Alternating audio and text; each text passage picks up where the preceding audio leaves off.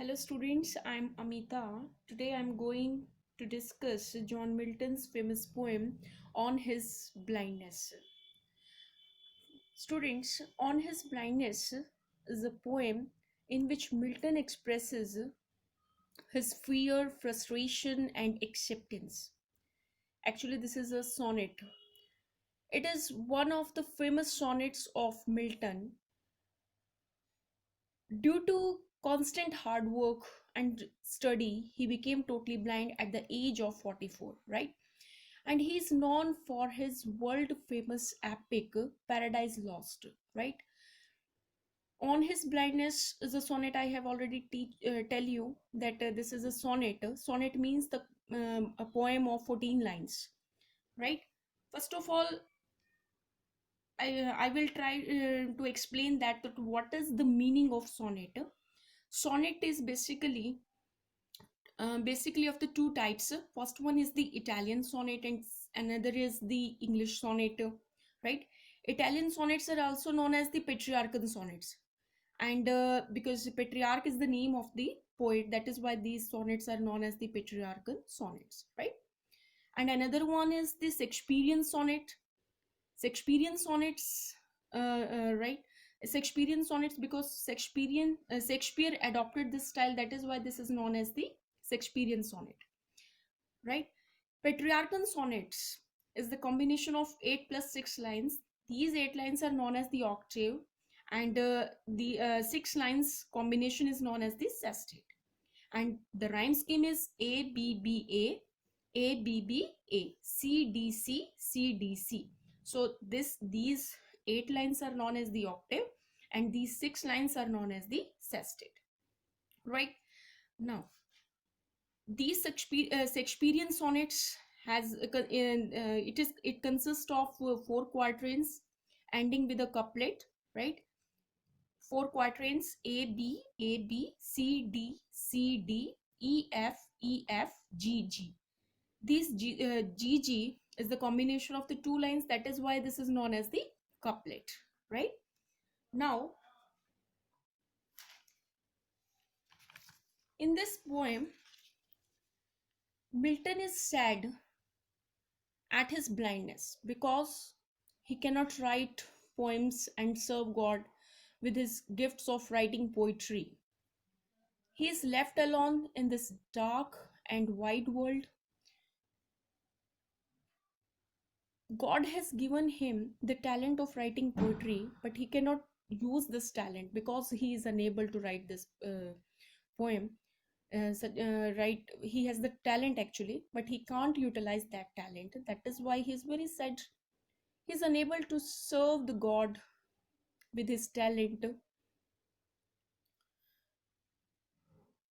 with his talent, and he fears that he actually poet fears that God will rebuke him because he is not using his gift of writing poetry. That is why he is uh, he is frustrated, and he is in tension. In the very first stanza, the poet feels very sad at the loss of his eyesight. He is left alone in this dark and wide world. Here is the text, and I'm taking the first stanza of this text. And the first stanza is: when I consider how my light is spent, uh, half my days in this dark world and wide, and what and that one talent which is death to hide, lost with me useless, though my soul more bent to serve there with my maker and present my true account, lest he returning child. Here, students, here consider means thinking, right? He's thinking how my light means the eyesight, right? And spent means lost. Air means before.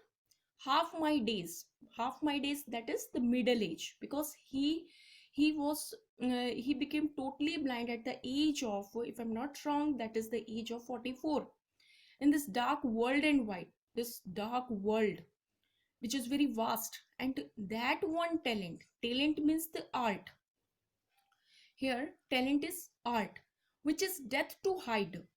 And lost means the lying.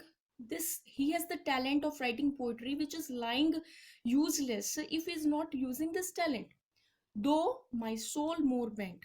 However, he want to use this talent, but he want to serve God. He want to serve his Maker, and present his account.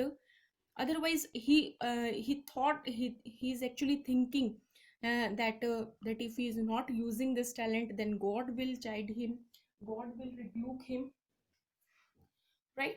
So he is totally sad in the first stanza. Now we have the second stanza, right? Doeth God exact day labor, light denied, I fondly ask, but patience to prevent that murmur soon replies, do, replies, goeth,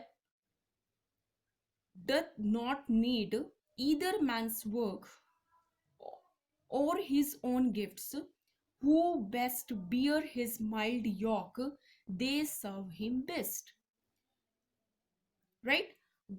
Exact means demand, to demand. Day labor means the hard work here, right? He is using such kind of metaphorical words also. Light denied, fondly means the foolishly. Patience, that is means tolerance, right? Yoke means the control. Yoke means control. In these lines, the poet foolishly asks a question. He says that God has snatched his eyesight. Now he expect hard work from a blind man. He's actually asking this question. He's actually asking this question to God, from God, and his but his patience stops him and answers his question, right?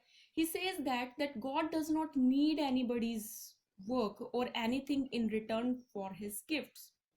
The people who tolerate his control or burden are also his best servants. He is actually conveying this message in this stanza. Now we have the third stanza. Third stanza. Let's see. Now the now third stanza is, which is last stanza, last but not least, because this stanza is very important from examination point of view. I hope that you will get this stanza also. In these lines, let's see stanza number 3. His his state is kingly, thousands at his bidding speed, and post over land and ocean without rest. They also serve who only stand and wait. They also stand, the line which I have highlighted, this line is very important from examination point of view. A lot of time this poem is very important, right? So now in these lines, poet's patience answer that how can God expect hard labor from a blind man? His patience says that God's position is like a king. Thousands of angels are running over oceans and land to carry out his orders without taking any rest. He consoles himself. He consoles himself and asserts that those who do not work but only stand and patiently wait for the orders of God are also his best servants, right? So this stanza is very important. This poem is also very important from examination point of view, and I hope you will get all the important point. This video will help you, right?